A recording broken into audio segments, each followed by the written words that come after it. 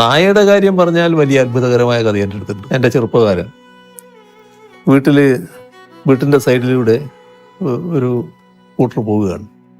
പഴയ തവളയെ പിടിക്കുന്നവരാണ്, നാട്ടുകാരല്ല. അതെ. അവരുടെ കൂട്ടത്തിലുള്ള ഒരു പട്ടി, ചെറിയ പട്ടിയാണ്. അവിടെ നിന്ന് ഇറങ്ങിയിട്ട് വീട്ടിലേക്ക് വന്നു. ജ്യേഷ്ഠൻ പറഞ്ഞു അതവിടെ നിന്നോട്ടെ, വന്നതല്ലേ അവിടെ നിൽക്കട്ടെ എന്ന് പറഞ്ഞു. അത് പിന്നെ വീട്ടിൽ വളർന്നു. വേറെ ശാസ്ത്രീയ മാർഗത്തിലൊന്നുമല്ല, നാടൻ പട്ടി എന്ന നിലയിൽ പാട്ട്. ഒരു ദിവസം അമ്മയുടെ അടുത്ത് പോയിട്ട് ഇതൊന്ന് മുരണ്ട് ചെറിയ മട്ടിൽ കുരച്ചു, മുണ്ടൊന്ന് കടിച്ചു വിരിച്ചു. അപ്പോൾ അമ്മ ചീത്ത പറഞ്ഞു.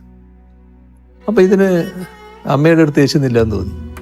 നേരെ അവിടെ നിന്ന് ഇറങ്ങി ആ വീട്ടിൻ്റെ തൊട്ട് പിന്നിലുള്ള ഒരു വീടുണ്ട്. അവിടെ ഒരു നാണി എന്ന് പറയുന്ന സ്ത്രീയുണ്ട്. ആ സ്ത്രീയുടെ അടുത്ത് പോയി ഇതേ കാര്യം അവരോട് ചെയ്തു. അപ്പോൾ അവർ കുറച്ച് പോസിറ്റീവായിട്ട് എടുത്തു. ഇതൊരു പെൺപട്ടിയാ, എന്താ മോളെ എന്നെല്ലാം പറഞ്ഞിട്ട് അപ്പോൾ മുണ്ടിങ്ങനെ കടിച്ച് വലിച്ച് നടന്ന് ഈ വീട്ടിൻ്റെ പിന്നിലൂടെയാണ് വരേണ്ടത്.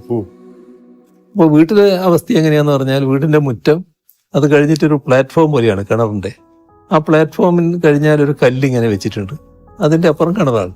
അപ്പോൾ വലിയ ആൾമറയുള്ള കിണറല്ല നടന്നു. ഇവള് ഈ നാണി നടന്നു വന്ന് വടക്ക് മുറ്റത്തെത്തിയപ്പോൾ കാണുന്നത് ഇവളെ മുട്ടിലഴഞ്ഞു വരുന്ന കുട്ടിയുണ്ട്. ആ കുട്ടി ഈ പ്ലാറ്റ്ഫോം കയറിയിട്ട് ഈ ഒറ്റക്കല്ലുണ്ടല്ലോ, ആ കല്ല് പിടിച്ചിട്ട് ഇങ്ങനെ കിണറിലേക്ക് നോക്കുന്നതാണ്. പിന്നെ എന്താ പറയേണ്ടത്? അങ്ങനെ അത്ഭുതകരമായ രക്ഷപ്പെടൽ. പിന്നെ അവൾക്ക് ഈ പട്ടി എന്ന് പറഞ്ഞാൽ ഭയങ്കര ജീവനാണ്.